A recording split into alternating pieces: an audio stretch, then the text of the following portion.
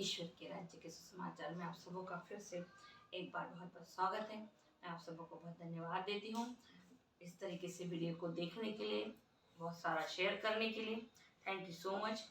इससे पहले कि मैं आगे जाऊँ, मैं फिर आप लोगों से रिक्वेस्ट करती हूँ, इन वीडियो को बहुतायत में शेयर कीजिए। यदि आपको लगता है इन वीडियो को देखने के बाद कि सचमुच ये टॉपिक ऐसा है, इस पे आज क्रिस्तीय कलीसिया को मनन चिंतन करने की ज़रूरत है, तो ज़रूर आप एक जिम्मेदार कलीसिया होने के नाते, एक जिम्मेदार क्रिस्ती होने के नाते इन वीडियो को ज़रूर शेयर कीजिए, क्योंकि मेरा मकसद इन वीडियो के माध्यम से सोई हुई कलीसिया को जगाना है। हाँ, आज कलीसिया रीति रिवाजों के नाम पे लगभग सो चुकी है, और इसका उदाहरण आप अगर बाइबल पढ़ोगे तो उसमें कहीं जगह सोई हुई कलीसिया के बारे में बताया गया है।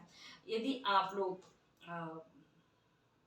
बाइबल पढ़ोगे, उसका अच्छे से अध्ययन करोगे, तो आपको पता चलेगा कि कलीसिया की कितनी बड़ी जिम्मेदारी, कलीसिया का आचरण कैसा होना चाहिए। ये सारी बातें प्रेरितों ने अपने पत्रों के द्वारा अपनी कलीसियाओं को लिख लिख के बताया। तो दोस्तों, परमेश्वर की स्तुति हो, परमेश्वर की महिमा हो। आप सबों का फिर से स्वागत है ईश्वर के राज्य के सुसमाचार के मेरे इस यूट्यूब चैनल पे।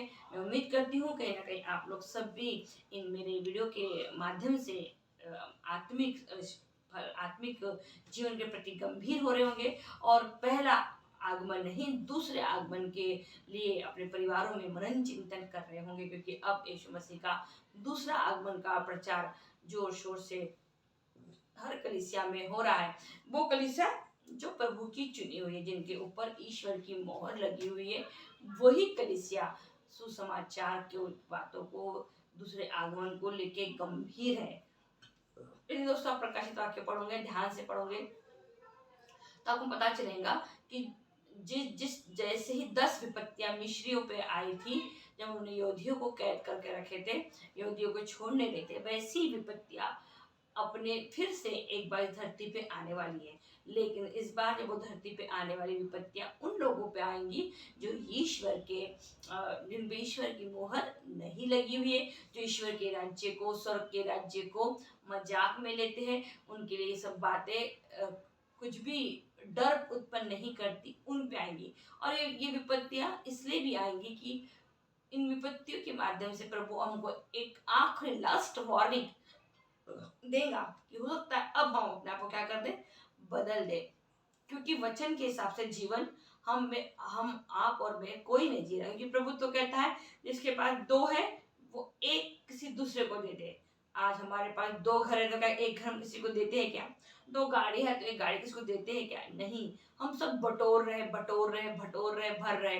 दूसरी बात, हम आजकल लोगों को बहुत खिलाने में इंटरेस्टेड है, लेकिन हम उनको खिला रहे हैं जिनके ऑलरेडी पेट भरे हुए हैं। तो हम कर रहे हैं, लेकिन अपने हिसाब से हम अच्छे कर्म कर रहे हैं। लेकिन यीशु मसीह ने जो हमें शिक्षा दी है स्वर्ग के राज्य के प्रति जाने के लिए, करीब जाने के लिए, स्वर्ग राज्य में एंट्री करने के लिए जो शिक्षा दी है, वो शिक्षा से हमारा कहीं भी दूर दूर लेना देना नहीं है। दोस्तों, मैं आपको फिर बता दूं, प्रकाशित वाक्य एक बार ध्यान से पढ़िए तो आपको पता चलेगा। अभी जो अंधकार की शक्तियां हमारे को सता रही है, परेशान कर रही है कलीसिया को, इससे भी कई गुना ज्यादा खराब अंधकार की शक्तियां अब तक लॉक में, प्रभु ने उनको परमिशन नहीं दिया है उनको सताने की। लेकिन कुछ विपत्तियां अब ऐसी आने वाली है जिनको खुद प्रभु परमिशन देने वाले हैं उनको, कि वो जाए और क्या करे, मनुष्य जाति को सताए। क्यों सताए? ताकि वो पश्चाताप करे और मन फिरा ले। उनका मकसद हमको मारने का नहीं होगा। ये विपत्तियां सिर्फ और सिर्फ हमें इसलिए आएंगी क्योंकि हम पश्चाताप करें। तो आज हम सबों को, आप और मुझे, इन विपत्तियों से आने के पहले यदि अपने आप को आपको सेफ रखना है, तो विपत्तियों के आने के पहले ही आप ईश्वर की मोहर को अपने ऊपर लगा लीजिए। ईश्वर की मोहर को अपने ऊपर लगाने का मतलब ये है, जो ईश्वर की नजर में योग्य है वही काम करना। सब कर रहे करके मैं भी कर रही, ये सब कर रहे करके मैं भी कर रहा, ये सही बात नहीं है, सही जीवन नहीं है। पवित्र बाइबल पूरी तरीके से अनंतकालिक जीवन, आत्मिक जीवन की कहानी है। एक भव्य कल्पना, एक भव्य रचना, जो स्वर्गीय पिता ने की जब मनुष्य जाति धरती पे नहीं थे, जब आदम का निर्माण नहीं हुआ था, उसके पहले एक ड्रीम प्रोजेक्ट पिता परमेश्वर ने बनाया कि वो किस तरीके से एक सृष्टि बनाएगा जो अपने दूतों स्वर्गदूतों के बीच में वो रहेगा और उस अपनी रचना के लिए क्या करेगा, रचना के बीच में रह के वो आनंद बनाएगा। लेकिन अफसोस है कि हम जानते हैं, हम सब जानते हैं बात कि उसकी बनाई हुई एक रचना जिसका नाम लूसीफर था, उसने अपने घमंड में, अपने अहंकार में पिता से अपना कंपेयर किया और वो धरती पे गिरा दिया गया। धरती पे वो अकेला नहीं गिराया गया, उसके साथ उसकी अपनी एक सेना, पतित हुए स्वर्गदूत नीचे गिरे और वो अब तक कहीं ना कहीं एक्टिव है। अभी भी लूसीफर पूरी तरीके से एक्टिव नहीं है। उसके भेजे हुए दूत, उसके भेजे हुए जैसे हमारे स्वर्गदूत है पिता के पास, उसके अपने सेना है, वो काम कर रही है। अभी तो वो अब तक आया नहीं है, उसका अभी तक एक्टिवेट हुआ नहीं क्योंकि प्रभु ने अब तक उसको परमिशन दिया नहीं है। लेकिन दोस्तों वचन कहता है उसके आने तक रुको मत और सब बातों को मजाक में हल्के में मत लो। ये अगर मिस्री लोगों के ऊपर विपत्ति आई थी तो आप फिर से विपत्ति आएंगी जो ईश्वर के राज्य को मजाक में ले रहे, उसकी वो जो ड्रीम प्रोजेक्ट में को मजाक में ले रहे। ड्रीम प्रोजेक्ट बहुत महान है, उसका ड्रीम प्रोजेक्ट है, वो चाहता है कि वो अपने बच्चों के साथ क्या करे, साथ में रहे, उसके बच्चे उसके साथ में रहकर उसकी आराधना करे। और अब कोई भी लूसीफर उसके उस राज्य में एंट्री नहीं कर सके, इसलिए अब कोई अदन की वाटिका नहीं बनाई जाएंगी। अब हमको प्रभु अपने साथ अपने जहाँ वो है वहीं लेके जाने वाले हैं। ये सबसे बेस्ट पार्ट है, क्यों? क्योंकि अब कोई भी दूसरी ताकत आके हमको क्या ना करे, भरमाएगा नहीं। पहले आदम कहाँ था? अदन में था, इसलिए लूसीफर ने हिम्मत किया आने की और उसको क्या करने की, डिस्ट्रॉय करने की कोशिश किया। लेकिन अब ऐसा नहीं होगा, पहली बात। दूसरी बात, अब सब कुछ नया होने वाला है, नया यरूशलेम, नया स्वर्गराज, हम सब रूपांतरित होने वाले नए इसमें। इसलिए हमारा पिता का भी एक अलग नाम होगा, हमारे पुत्र का भी एक अलग नाम होगा। क्यों? क्योंकि पुराना नाम ऑलरेडी क्या जानता है, कौन जानता है? शैतान जानता है। इसलिए बोला वचन में क्या लिखा है, अंतिम दिन कब आएगा ये बात पिता के अलावा किसी को भी नहीं मालूम। क्यों? क्योंकि अंतिम दिन आने के बाद पिता अपने नाम को अपने लोगों पे प्रकट करेगा, अपने पुत्र के भी नए नाम को प्रकट करेगा, क्योंकि अब सब कुछ नया हो गया। जब सब कुछ नया हो जाएगा तो हमारा पिता भी अपने एक नए नाम से इंट्रोडक्शन करेगा। क्यों? क्योंकि पुराना नाम लूसीफर को पता है, तो दोनों इससे तो वो यीशु का नाम ले लेके कई वचन अगर आप पढ़ोगे तो लिखा है अंतिम दिन में यीशु का नाम लेके बहुत से लोग क्या करेंगे, मैं यीशु के नाम का गलत इस्तेमाल करेंगे। और आज कलीसिया भी कहीं ना कहीं बातों बातों में पर कई बार यीशु का गलत नाम लेती है। नहीं नहीं, मैंने कुछ अगर कुछ कहीं झगड़ा हो रहा है, कहीं चोरी का इल्जाम है तो पट से प्रभु का नाम बीच में डाल देती, मैं ऐसा करती हूँ कभी नहीं, तो ये करता हूँ। ये भी हम भी कई बार प्रभु का नाम क्या करते हैं, गलत तरीके से इस्तेमाल करते हैं। यदि आप लोग संत पौलुस का, फिलिपियों के नाम संत पौलुस का पत्र पढ़ोगे तो बहुत सुंदर, उस पूरा संत पौलुस के पूरे पत्र में बार बार बोल चुकी हूँ, ये आत्मिक जीवन के लिए बहुत ही बड़े वरदान है, पहली बात। और कलीसिया कैसी होनी चाहिए, बहुत ही अच्छी तरीके से संत पौलुस ने अपने पत्रों द्वारा हमें बताया है। तो लिखा है, क्योंकि जैसा कि मैं आपसे बार बार कह चुका हूँ और अब रोते हुए कहता हूँ, बहुत से लोग ऐसा आचरण करते हैं कि मसीह के क्रूस के शत्रु बन जाते हैं। आज कलीसिया लगभग ऐसा ही जीवन जी रही है कि वो प्रभु यीशु के क्रूस के क्या बन चुकी है, शत्रु बन चुकी है। उन्हें यीशु के उस क्रूस से, उस तकलीफ से, उस बलिदान से कोई लेना देना नहीं है। उनका जीवन इसी संसार में है, उन्हें इसी संसार में सारे मजा आता है, इसी संसार में उनका कंपटीशन है, इसी संसार में उनका सब कुछ है। इसलिए वो अनंतकालिक जीवन को क्या करते हैं, मजाक समझते हैं। इसलिए क्रूस की शिक्षा को, यानी प्रभु यीशु मसीह के नाम पे जीवन जीने को मजाक समझते हैं। दूसरा क्या बोल रहे वो, उनका सर्वनाश निश्चित है। जो लोग सिर्फ और सिर्फ इस संसार के 70-80 साल के जीवन को ही अपना जीवन समझते हैं, उनके बाकी सब चीजें काल्पनिक है, उनको लगता है कि सब बेकार बातें हैं, जो भी करना है वो इसी संसार में करना है। तो दोस्तों पौलुस कहते हैं ऐसे लोगों का अंत निश्चय है। ये मैं नहीं कह रही, ये संत पौलुस कह रहे हैं, जिसे स्वयं पिता और पुत्र ने अपने लिए प्रेरित चुना। एक ऐसे नबी हैं जिनको एक ही दर्शन में पूरा गॉस्पेल समझा दिया गया पिता ने, तो दो पुत्र ने। तो आप सोचिए, इनके पत्र इतने स्ट्रांग रहते थे कि कलीसिया इनके पत्र पढ़ के डर जाती थी। दोस्तों, आज आपको और मुझे कलीसिया के रूप में एकजुट होने की जरूरत है। हमारा आपस में ही इतना गड़बड़ कहानी चल रही है, हम क्या दूसरों के लिए प्रेम और एकता का सबक बनेंगे। हर एक कलीसिया एक दूसरे का टांग खींच रही है। वो ऐसा नहीं करता, वो लोग ये नहीं करते, वो ऐसा नहीं मानते, हम ऐसा नहीं करते। लेकिन इन सब बातों से मैं फिर बोलती हूँ, बार बार बोलती हूँ, आप किसी भी संस्था से क्यों नहीं जुड़े हो, आप किसी भी रीति रिवाज के माध्यम से स्वर्ग के राज्य में प्रवेश नहीं करेंगे। मैं फिर रिपीट टेलीकास्ट करती हूँ आप लोगों के लिए, हम किसी भी संस्था में हो, किसी भी रीति रिवाज को फॉलो करते हैं, हमारे रीति रिवाज हमको स्वर्ग के राज्य में नहीं ले जाते। हमें अगर कुछ ले जाता है तो वो है हमारा विश्वास, और विश्वास के ऊपर हमारे कर्म। विश्वास ये था कि यीशु मसीह मुक्तिदाता हमारे पापों के लिए, गुनाहों के लिए मर गए। कर्म ये है कि वो हमें लेने आने वाले, तो हमारा जीवन यीशु के समान होना चाहिए। फिर क्या बोलते वो,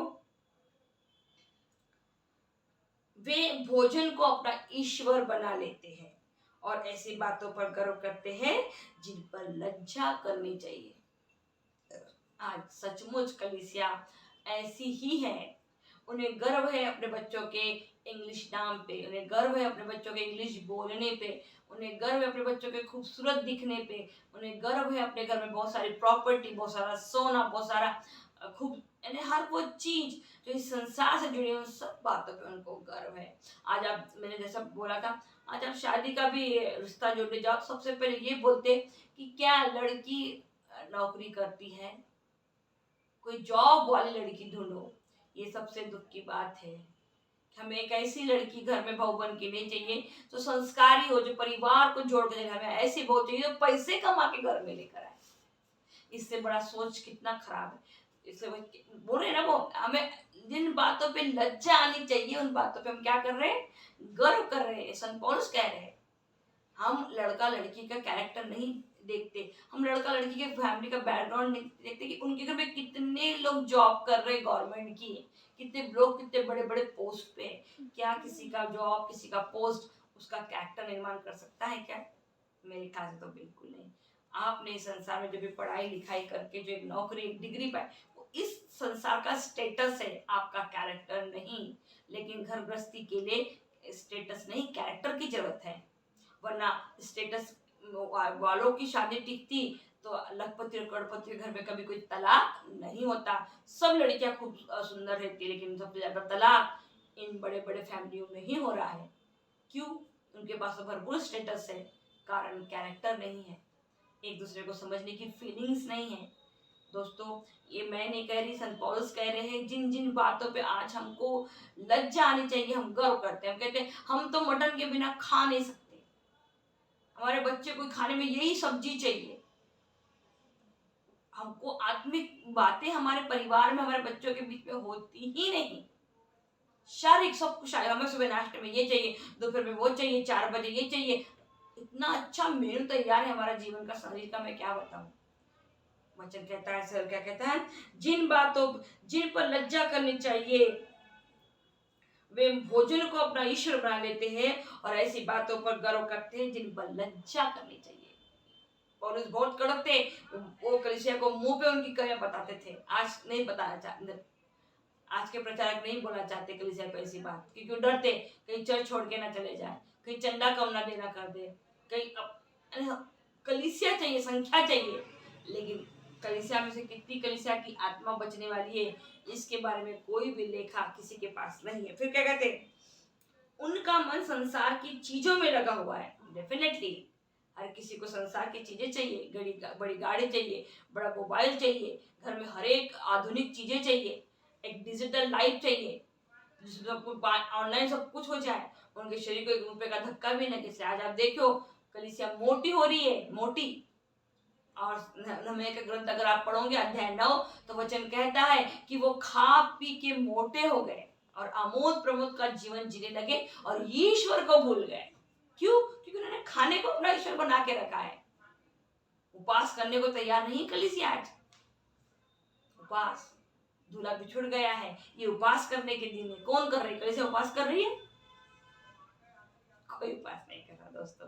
मैं फिर कह रही हूँ, यीशु की शिक्षा के हिसाब से हम लोग कोई भी जीवन नहीं जी रहे हैं, इसलिए विपत्ति आने वाली है। यदि कलीसिया ने जिस दिन बपतिस्मा ग्रहण किया था, उस दिन यदि कलीसिया उस दिन से लेके अब तक अगर कलीसिया यीशु की शिक्षा पे जिंदगी जी होती, बिताई होती, तो पिता को व्यक्ति डालने की जरूरत होती नहीं, वो यीशु को भेजते और कलीसिया को उठा के लेके जाते। लेकिन अफसोस है, इतना सब कुछ करने के बाद ही कुछ कुछ मुट्ठी भर के लोग ऐसे जो यीशु की शिक्षा पे क्या कर रहे हैं, चल रहे हैं। लेकिन बाकी अभी भी ऐसे लोग हैं जो उस चीज पे गंभीर नहीं है। उन्हीं को गंभीर करने के लिए पिता उन्हीं लोगों को गंभीर बनाने के लिए सब्जेक्ट पे विपत्तियां डालेंगे। वो आपको मृत्यु देने के लिए नहीं, ऐसा वो आपको सुधारने के लिए विपत्तियां डालेंगे।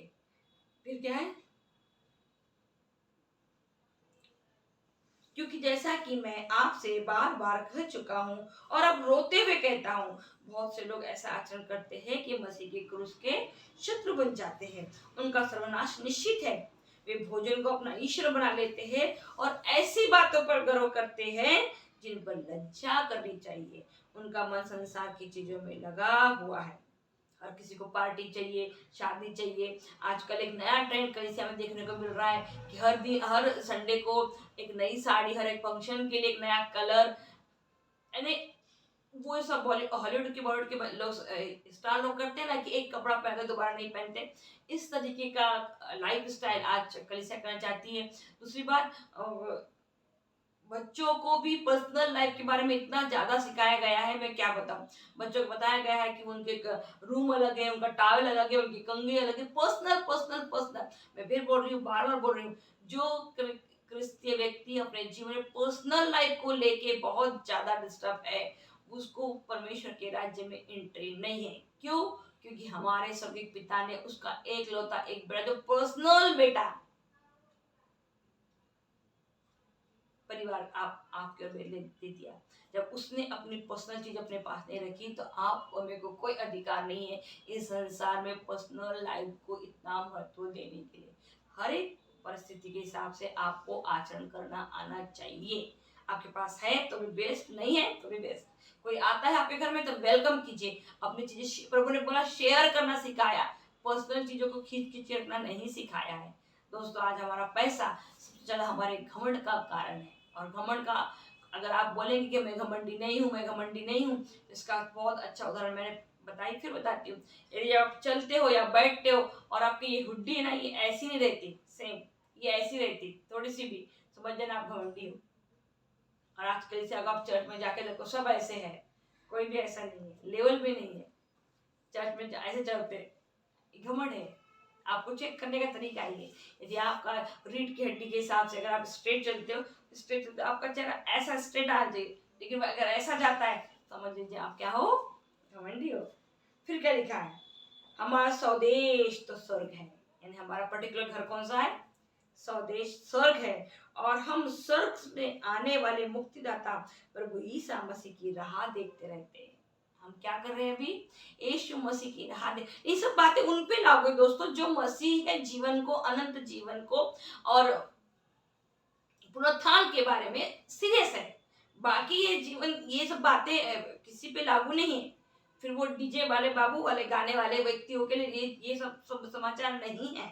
ये उनके लिए है जो मसीह का इंतजार कर रहे हैं। जैसे मैं पहले बताया, प्रभु किसे लेने आने वाला है? जो उसका इंतजार कर रहे हैं, जिसका प्रतीक्षा कर रहे हैं, जो संसार में किसी चीज को लेके ये नहीं है, उनका कोई ड्रीम प्रोजेक्ट इस संसार में नहीं है, जो जान गए हैं इस बात को कि हमको लेने के लिए कौन आने वाला है, मुक्तिदाता। ये सब बातें उनके लिए, शिक्षा उन्हीं के लिए है। फिर क्या बोल रहे वो, हमारा स्वदेश तो स्वर्ग है और हम स्वर्ग से आने वाले मुक्तिदाता प्रभु यीशु मसीह की राह देखते रहते हैं। वो जिस सामर्थ्य द्वारा सब कुछ अपने अधीन कर सकते हैं, उसी के द्वारा वो हमारे तुच्छ शरीर को, उसी के द्वारा वो हमारे तुच्छ शरीर का रूपांतरण करेंगे और उसे अपनी महिमा में शरीर के अनुरूप बना देंगे। ये उस मसीह लोगों के लिए, उस कलीसिया के लिए ये लेटर लिखा गया जो इस बात पे विश्वास करता है कि यीशु अपने सामर्थ्य से हमारे शरीर को क्या करेगा, रूपांतरित करके जैसा शरीर उसके पास है महिमा वैसा बना दिया। ये पूरा चैप्टर, ये पूरा सिंपल पौलुस का फिलिप के नाम पत्र अध्याय 3 पद का 17 से लेके आप पूरा नीचे तक पढ़ेंगे तो ये आपको बताएगा। मैं फिर कहती हूँ, बार बार कहती हूँ, पत्र को पढ़ना शुरू कर दीजिए। 4 गॉस्पेल पढ़ना तो जरूरी है, लेकिन पत्र आपको एक अच्छी कलीसिया बनाएंगे। दूसरा, मैं आपसे रिक्वेस्ट करती हूँ, जो ये वीडियो आप मेरे देख रहे हैं उसमें मनन चिंतन कीजिए। एक तो भी बार बाइबल खोल के उस चैप्टर को पढ़िए जो मैं पढ़ रही हूँ, ताकि आत्मिक जीवन के अंदर आप और मैं गंभीरता में प्रवेश कर पाए। दूसरा, आगमन हम सबों के लिए बहुत ज्यादा महत्वपूर्ण है। मुर्दे जी उठेंगे और जो जिंदे हैं वो रूपांतरित हो जाएंगे, लेकिन जो मुर्दे जी उठेंगे और उनको तो महिमा की देह मिलेगी, जो जिंदे उनको रूपांतरित कर, क्योंकि ये जो बॉडी है ये परमेश्वर के सामने जा नहीं सकती, तो हमको रूपांतरित करेगा। तो ये सब चीजें काल्पनिक नहीं है, ये कुछ फिल्मी कहानी नहीं है, कोई अवतार और टाइटैनिक नहीं है ये जो देख के हम एंटरटेनमेंट करते हैं और करोड़ों रुपए उनको कमा के देते हैं। ये रियल में होने वाली चीजें, घटनाएं हैं।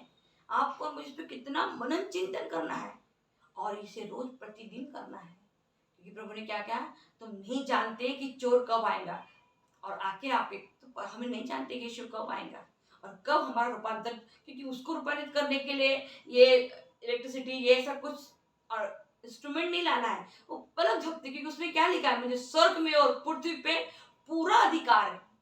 हाँ, मुक्तिदाता ने को पिता ने पूरा अधिकार दिया है, तो वो जब चाहेगा हमारे हमारे आचरण को देखेगा और उसको लगेगा कि अब इसी वक्त मुझे मेरे बच्चे का रूपांतर करना, तो पलक झपकते ही वो हमारे शरीर को क्या कर देगा, रूपांतरित कर देगा जीते जी। हमको मरने की जरूरत नहीं है।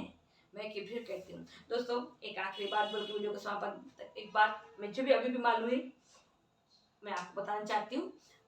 हमारा पिता बूढ़ा नहीं है, हमारा पिता के पास एक शरीर है, हमारे पिता के पास एक नाम है। और जैसे कि पुत्र ने कहा, थॉमस तुम ये क्या कहते हो कि तुमने ईश्वर को नहीं देखा, तुमने, मैं इतने दिन से तुम्हारे साथ हूं और तुम कहते हो कि तुमने ईश्वर को नहीं देखा। इसका मतलब जिस उम्र में यीशु मरे, एक यंग एज में, बिल्कुल वैसा ही पिता, क्योंकि पिता का प्रतिरूप पुत्र है, तो पिता और पुत्र का एज, हाइट, हेल्थ सब एक है, क्योंकि पुत्र पिता के पूरी तरीके से क्या थे, कन्वर्ट थे, उसके पिता के गुणों में पूरी तरीके से कन्वर्ट, इसलिए उन्हें यीशु को भी ईश्वर ही कहा जाता है। हम बहुत से लोग नहीं मानते, लेकिन वो ईश्वर ही है। इसलिए सबसे पहले बात तो पिता का अपना एक शरीर है, पिता का अपना एक नाम है। ये बात मैं पढ़ती थी पर मुझे समझ में नहीं आता था, लेकिन मैं धन्यवाद देती हूँ ब्रदर के लिए कि मैं उनके साथ संगति में गई तो मुझे पता चला। और पढ़ बहुत रही थी लेकिन समझ में नहीं आता, लेकिन अब समझ में आया कि पिता का अपना एक नाम है, पिता का अपना एक रूप है, और वो पिता का नाम और रूप सिवाय पुत्र के कोई नहीं जानता है, क्योंकि पुत्र ही वो है।